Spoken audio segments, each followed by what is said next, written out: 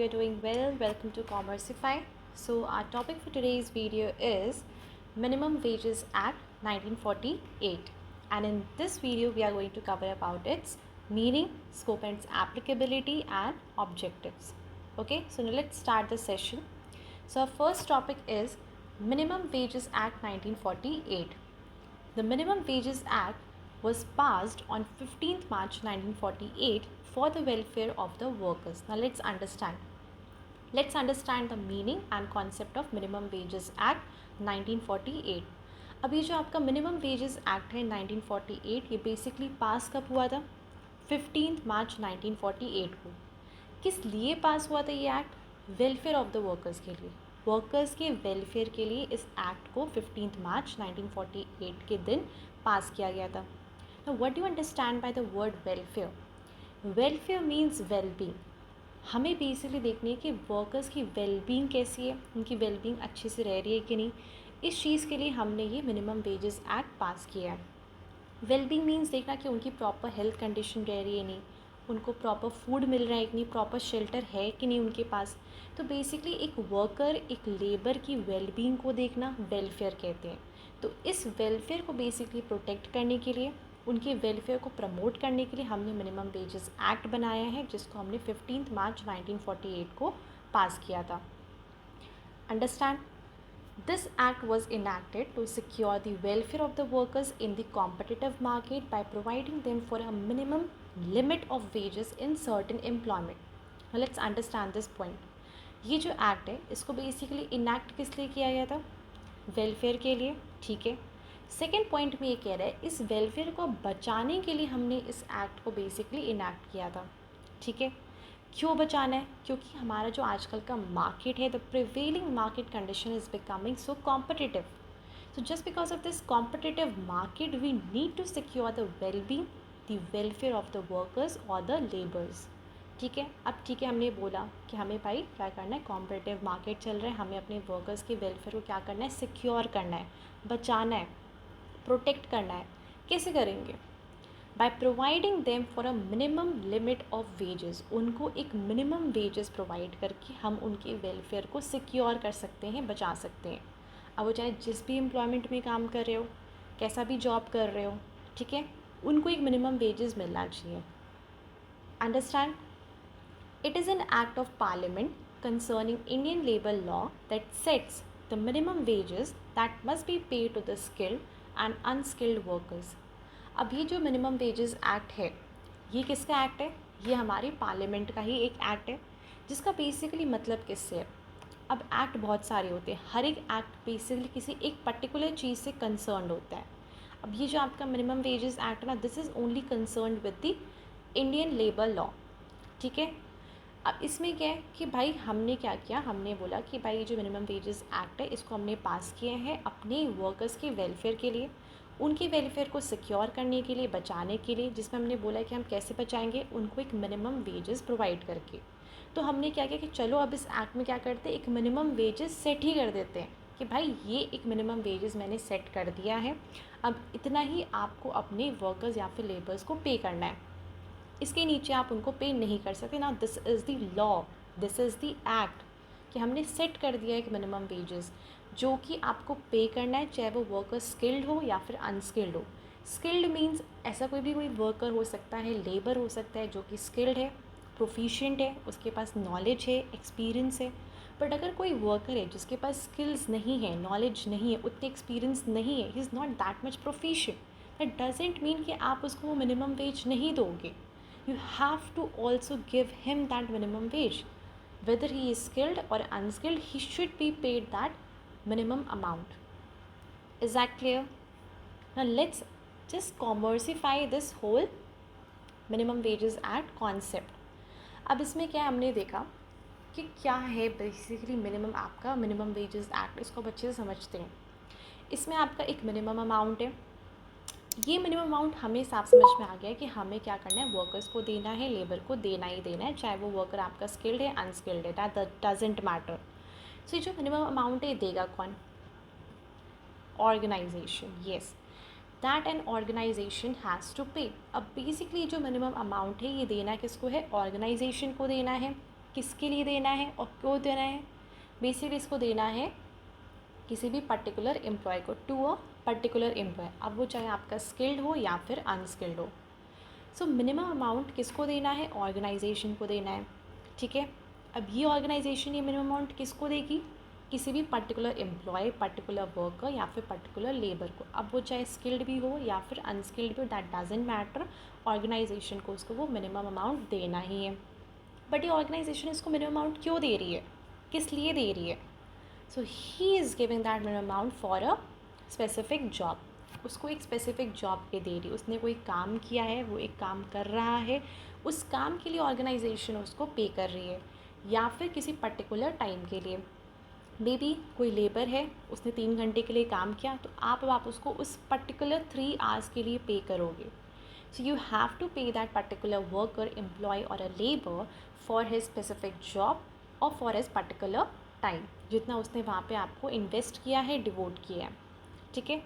अब ना here is very most important point that you have to note that any contract agreement और collective agreement can not reduce मतलब minimum wages act में बोल दिया कि आपको मिनिमम अमाउंट देना है, जो भी पर्टिकुलर एम्प्लॉय है, वर्कर है या फिर लेबर है, डजेंट मैटर वो स्किल्ड है अनस्किल्ड है, आपको उसको पे करना है उसकी स्पेसिफिक जॉब के लिए, एक पर्टिकुलर टाइम के लिए। अब ये जो चीज़ है, ये कोई भी कॉन्ट्रैक्ट एग्रीमेंट या फिर कलेक्टिव एग्रीमेंट डिनाई नहीं कर सकती, रिड्यूस नहीं कर सकती कि नहीं भाई हम नहीं देंगे, या फिर ठीक है भाई ये अनस्किल्ड वर्कर, इसके पास इतना स्किल नॉलेज नहीं है, हम इसको इतना मिनिमम अमाउंट नहीं देंगे, इतना दे देंगे, इससे कम देंगे, जितना सेट किया है लॉ ने उससे उतना नहीं देंगे, because he is not a skilled person, he is not a skilled worker, हम क्यों इसको इतना दें as comparison to a skilled person? ऐसा नहीं है, कोई भी कॉन्ट्रैक्ट एग्रीमेंट, कोई भी कलेक्टिव एग्रीमेंट इस चीज़ को डिनाई नहीं कर सकती, उसको उतना मिनिमम अमाउंट देना ही देना है। He should be paid, he must be paid, okay. Now let's come on the next topic, that is scope and its applicability. The minimum wages act, now here मैंने short form में लिखा है MWA, minimum wages act. The minimum wages act 1948 extends to the whole of India. अब ये जो आपका minimum wages act है, इसकी स्कोप और इसकी एप्लीकेबिलिटी क्या है? It's basically extended to the whole of India. Whole of India मतलब ये सिर्फ उत्तर प्रदेश में, गुजरात में, महाराष्ट्र में, सिर्फ यहीं पे नहीं अप्लाई होती है, ये पूरे इंडिया में अप्लाई होती है। सो ये जो लॉ है, ये जो एक्ट है, this is basically extended to the whole of India, पूरे इंडिया में अप्लाई होती है, चाहे जो भी स्टेट हो, कोई भी सिटी हो, ठीक है। It applies to the employment which are enumerated in the schedule of the act and in certain cases may be. अब बेसिकली देखो यहाँ से आपका पूरा एक सेकेंड पॉइंट आएगा स्क्रीन पे, यहाँ से पूरा आपका एक सेकेंड पॉइंट आएगा, but I have just divided this complete second point into small sub points आपके बेटर अंडरस्टैंडिंग के लिए। So just look at the screen and listen, okay. So मैंने बोला कि ये जो आपका मिनिमम वेजेस एक्ट है, इसकी जो स्कोप है, इसकी जो एप्लीकेबिलिटी है, basically extends to the whole of India, पूरे इंडिया पे लागू होती है। ये अप्लाई कहाँ होती है? ऐसे एम्प्लॉयमेंट पे जो कि हमने स्केड्यूल में लिखे हैं, जो कि इस एक्ट के स्केड्यूल का पार्ट है। स्केड्यूल का मतलब बेसिकली होता है part of the bill, part of the act. So schedule basically means part, okay. So ये बेसिकली किन एम्प्लॉयमेंट्स पे अप्लाई होती है? जो कि इस एक्ट के स्केड्यूल में लिखे गए हैं। इन्यूमरेटेड मीन्स दिए गए हैं, मेंशन्ड है, लिखे गए हैं, ठीक है। या तो एक ये चीज़ हो सकती है कि उन एम्प्लॉयमेंट में जो कि आपके इस एक्ट के स्केड्यूल में इन्यूमरेटेड है, या फिर एंड इन सर्टेन केसेस में भी in the discretion of the appropriate government. अब या तो ये हो सकता है कि किसी डिस्क्रिशन का मतलब बेसिकली जान लो क्या होता है। इट्स बेसिकली अ पावर और अ राइट टू डिसाइड और एक्ट। ये एक पावर होती है, एक राइट होता है, जिसकी वजह से आप या तो उस अकॉर्डिंगली डिसाइड करते हो या फिर उस अकॉर्डिंगली आप एक्ट करते हो। तो या तो हो सकता है कि जो मिनिमम वेजेस एक्ट है ये अप्लाई होती है उन एम्प्लॉयमेंट्स पे जो कि स्केड्यूल ऑफ द एक्ट में मेंशन्ड है, या फिर जैसा जो भी अभी प्रिवेलिंग एप्रोप्रिएट गवर्नमेंट है उसके ऑर्डर्स, उसके डिसीजन के अकॉर्डिंग, ठीक है। या फिर हो सकता है be extended to any other employment, या फिर ये चीज़ किसी और एम्प्लॉयमेंट में भी एक्सटेंड हो सकती है कि ठीक है अभी मैंने बोला कि ये 5 एम्प्लॉयमेंट है, इन सब पे आपके मिनिमम वेजेस एक्ट अप्लाई होने चाहिए। अब इसका मतलब ये नहीं कि इसके अलावा किसी और पे अप्लाई नहीं हो सकता, और भी ऐसे एम्प्लॉयमेंट है जिस पे ये मिनिमम वेजेस एक्ट एक्सटेंड हो सकता है। जब एक्सटेंड हो जाएगा तो उन पे भी अप्लाई हो जाएगा, ठीक है। So this is the complete second point, ठीक है। आप इसको ऐसे पार्ट में मत लिखिएगा अपने आंसर शीट में, this is complete second point. It applies to the employment which are enumerated in the schedule of the act and in certain cases may be in the discretion of the appropriate government be extended to any other employment. Understood? Next, the Minimum Wages Act 1948 are applicable to all the employers that employs more than 1000 employees in a state. अब ये basically जो act है ये उन employers पे भी लागू होती है जिन्होंने अपने फर्म के अंदर 1000 से ज़्यादा एम्प्लॉयज़ क्या किए, एम्प्लॉय किए हैं। अगर कोई भी स्टेट है, वहाँ पे कोई भी कंपनी है, कोई भी फर्म है, कोई भी बिज़नेस है, कोई भी कॉरपोरेशन है, ऑर्गेनाइजेशन है, वहाँ पे अगर 1000 से ज़्यादा एम्प्लॉयज़ काम कर रहे हैं, 1000 से ज़्यादा वर्कर्स या फिर लेबरर्स काम कर रहे हैं, तो बेसिकली उन पे भी ये मिनिमम वेजेस एक्ट आपका अप्लाई होता है, जहाँ पे 1000 से ज़्यादा एम्प्लॉयज़, वर्कर्स या फिर लेबर्स काम कर रहे हैं, ठीक है। So basically scope and applicability में देखिए फर्स्ट पॉइंट कि पूरे इंडिया पे लागू होता है उन एम्प्लॉयमेंट में जो बेसिकली इस एक्ट के पार्ट में लिखे गए हों, या फिर एप्रोप्रिएट गवर्नमेंट के डिसीजन के अकॉर्डिंग, या फिर किसी और एम्प्लॉयमेंट पे भी एक्सटेंड हो सकता है। उन एम्प्लॉयज़ पे भी अप्लाई होता है जिन्होंने अपने अंडर 1000 से ज़्यादा एम्प्लॉयज़, वर्कर्स या फिर लेबर्स को एम्प्लॉय किया है, तो उन पे भी ये अप्लाई हो जाएगा, ठीक है। अप्लाई होना मतलब कि उनको बेसिकली मिनिमम वेजेस एक्ट यहाँ पे देना पड़ेगा, मिनिमम वेज अमाउंट देना ही पड़ेगा, ठीक है। Section 1 is the most important thing which you have to write in your answer sheet because you're learning about the law, and in law sections are utmost important, okay. So this scope and applicability of the Minimum Wages Act 1948 comes under section 1, okay, note this. Next topic is Objectives of Minimum Wages Act 1948. But before coming on the explanation of the objectives, let's know about its commercified trick. पहले से ही जान लेते हैं कि भाई objectives of minimum wages act को याद करने की टेक्निक क्या है, कॉमर्सिफाइड ट्रिक क्या है, जिससे आप कभी नहीं भूलोगे कि भाई मिनिमम ऑफ वेजेस एक्ट के ऑब्जेक्टिव्स क्या हैं, क्या हमें अपने आंसर शीट में लिखना है। So the commercified trick for the objectives of minimum wages act 1948 is that in this you have to only just remember that there are 4 things. 4 चीज़ें क्या, EPRA, बस इन्हीं 4 चीज़ों को याद कर लीजिए। EPRA, what is EPRA? These are the shortcuts for 6 headings. आप सोचोगे भाई यहाँ पे तो सिर्फ 4 ही है, 6 हेडिंग्स कहाँ से आ गई? So basically here P is twice, R is twice, मतलब P से 2 हेडिंग्स हैं, R से 2 हेडिंग्स हैं, ऐसे आपकी टोटल होगी 6 हेडिंग्स। सो आपको कॉमर्सिफाइड ट्रिक फॉर द ऑब्जेक्टिव्स में आपको सिर्फ 4 चीज़ें याद रखनी है। EPRA, इससे आपकी बनती है 6 हेडिंग, जिससे मतलब E से 1 हेडिंग, P से 2, R से 2 और A से आपकी 1 हेडिंग। Let's understand. P से I से 2 हेडिंग्स, क्या? पहला है आपका प्रोटेक्ट। प्रोटेक्ट किसे करना है हमें? वर्कर्स को फ्रॉम एक्सप्लॉयटेशन, वर्कर्स एक्सप्लॉइट ना हो, उनको उनके एक्सप्लॉइट होने से प्रोटेक्ट करना है। प्रमोट, प्रमोट क्या करना है? इकोनॉमिक स्टेबिलिटी को। P से 2 हेडिंग होगी, प्रोटेक्ट, प्रमोट, याद रखना है। EPRA, P से क्या था? Protect, promote. R से we have again 2 heading, first reducing, reduce क्या करना है? इनकम इनइक्वालिटीज़ को रिड्यूस करना है। रिजॉल्व क्या करना है? कॉन्फ्लिक्ट्स को रिजॉल्व करना है, झगड़े ना हो उनके बीच में। सो R से आपकी क्या है? Reducing, resolve. जिससे आपको रिड्यूसिंग आएगा, आपको ऑटोमेटिकली याद आ जाएगा भाई रिड्यूस क्या करना था, अच्छा इनकम इनइक्वालिटीज़, रिजॉल्व क्या करना था, कॉन्फ्लिक्ट। सो इमीडिएटली अगर आपको रिड्यूसिंग, रिजॉल्व ये 2 कीवर्ड्स याद है, आपको आगे का एक्सप्लेनेशन अपने आप याद आ जाएगा। E से we have only one, that is insuring, insure क्या करना है? उनको एक बेसिक इनकम। A से एड्रेसिंग, एड्रेस क्या करना है? Poverty. So objectives of minimum wages act 1948 में you have EPRA, P2, R2, जिसमें P से प्रोटेक्ट, प्रमोट, R से रिड्यूसिंग, रिजॉल्व, E से इंश्योरिंग, A से आपका एड्रेसिंग, ठीक है। Shortcuts for the 6 headings. Let's come on the headings one by one. Objectives, The primary objective of the Minimum Wages Act 1948 is to safeguard the interest of the workers by providing a mechanism for ensuring a bare minimum level of remuneration. अब जो primary objective है, जो बोलेंगे first foremost objective है minimum wages act की, वो basically ये कि हमें जो वर्कर्स हैं उनके इंटरेस्ट को सेफ गार्ड करना है. सेफ गार्ड मीन्स प्रोटेक्ट करना है, उनका क्या इंटरेस्ट है.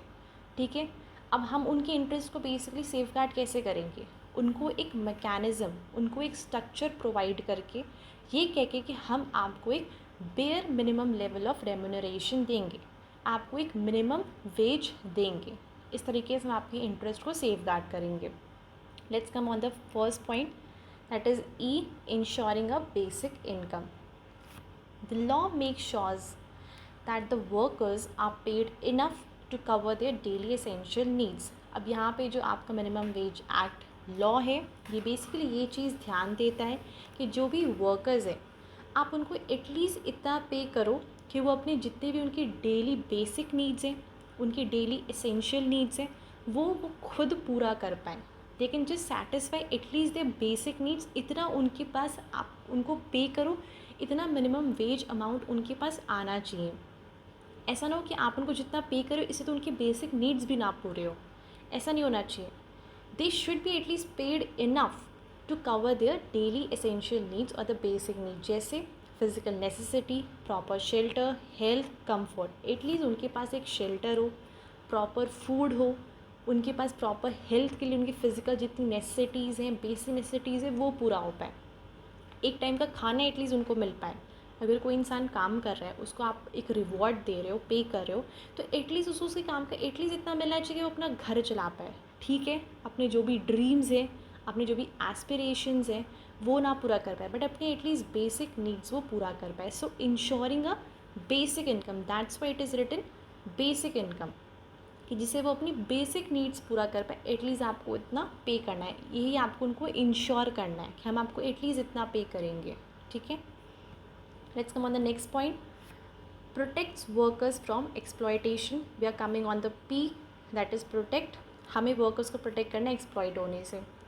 The law ensures statutory fixation of minimum wages and also prohibits the employers of paying excessively low wages, and in this way it safeguards the employees from being exploited. अब देखो इसमें क्या है, इतना समझ में आ रहा है कि हमें क्या करना है, वर्कर्स को एक्सप्लॉइट होने से प्रोटेक्ट करना है, बचाना है. तो ये लॉ क्या करता है, वो पहले से ही बोलते थे भाई हमने आपकी एक मिनिमम वेज फिक्स कर दी है, there is a statutory fixation of minimum wages. अब इससे क्या होता है, जो भी एम्प्लॉयर्स होते हैं वो एक्सेसिवली लो वेजेस पे नहीं कर सकते पहले से, क्योंकि एक सेट हो चुका है मिनिमम वेज कि उनको इतना पे करना है, तो वो कम पे नहीं कर सकते. और इसी वजह से क्या होता है, जो भी वर्कर्स है वो एक्सप्लॉइट होने से बच जाते हैं. क्योंकि पहले क्या करते थे एम्प्लॉयज़, उनको बहुत ही कम पे करके भगा देते थे, पर जब इस लॉ की वजह से एक ऑलरेडी मिनिमम फिक्सेशन हो चुका है, तो कोई भी एम्प्लॉयज़ इससे कम तो दे ही नहीं सकता है, उतना तो उसको पे करना ही है. तो इस तरीके से जितने भी वर्कर्स हैं, लेबर्स हैं, वो एक्सप्लॉइट नहीं होते हैं. ठीक है, next point is promoting economic stability. Next piece है आपका है प्रमोटिंग. हमें क्या प्रमोट करना है, economic stability. The act of fixing minimum wages for the workers shall provide a way to promote economic stability by improving the standard of living. अब ये जो एक्ट है ये क्या करती है, मिनिमम वेजेस को फिक्स कर देती है, किसके लिए, वर्कर्स के लिए, लेबर्स के लिए. अब ये चीज़ क्या करती है, इकोनॉमिक स्टेबिलिटी प्रमोट कर सकती है. अब आप सोचो कि भाई कि मिनिमम वेजेस को फिक्स करने से इकोनॉमिक स्टेबिलिटी कैसे प्रमोट हो सकती है. ऑब्वियसली हो सकती है. अगर किसी भी वर्कर्स को मिनिमम वेज मिलने लगेगा, वो अपनी डेली एसेंशियल नीड्स, अपने बेसिक नीड्स को पूरा करने लगेंगी, तो इससे क्या होगी, उनकी धीरे धीरे करके एक स्टैंडर्ड ऑफ लिविंग इम्प्रूव होगी.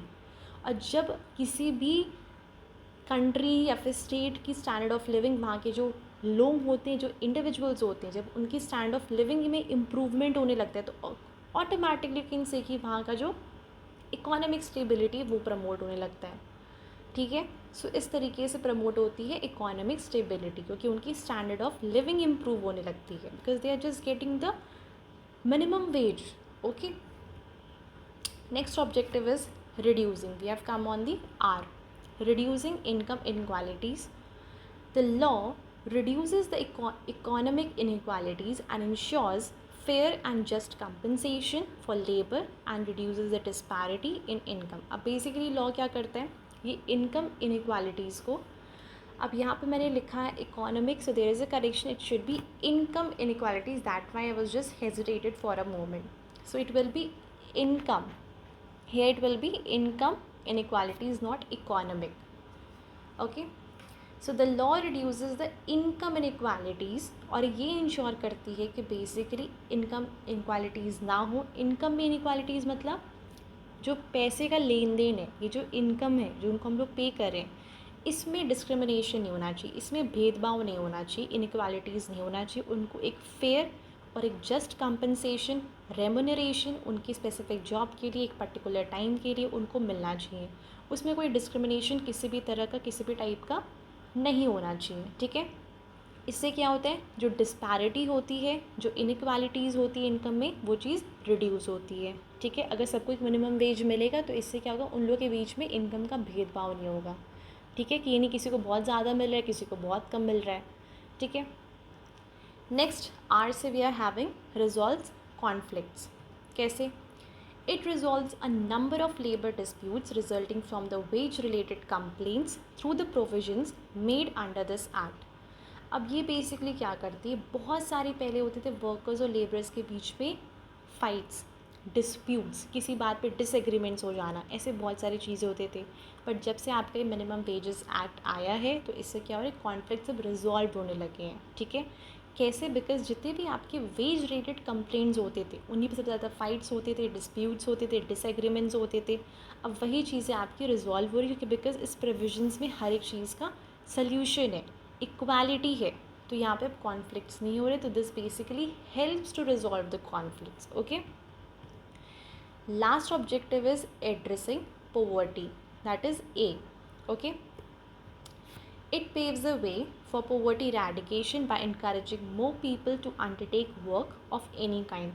अब किस तरीके से पोवर्टी को भी एड्रेस करें, एड्रेस मतलब ध्यान दे रहे हैं पोवर्टी पे भी. कैसे, बेसिकली पोवर्टी यहाँ पे इरेडिकेट हो रही है. इरेडिकेट मतलब हटाई जा रही है, कम की जा रही है. कैसे, लोगों को इनकरेज करके कि वो किसी भी तरीके का काम लें.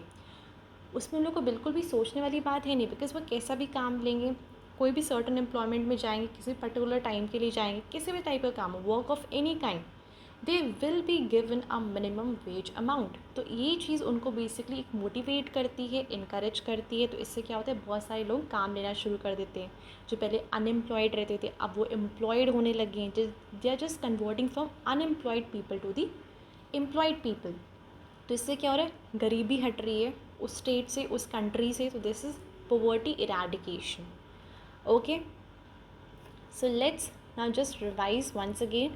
In objectives we have EPPRRA, that is EPRA, P is twice, R is twice. जिसका आपका है ensuring, protects, promoting, reducing, resolves, addressing. Okay, so this is a commosified trick to learn the objectives of Minimum Wages Act 1948. So I hope you have understand. So we have end this video coming on the end. So thanks for watching. If you just liked the style and found a commosified trick helpful, so please just don't forget to hit the like button and subscribe to our channel. And if you have any topic suggestions or doubts, please just drop them in the comment section below. Till then, happy learning.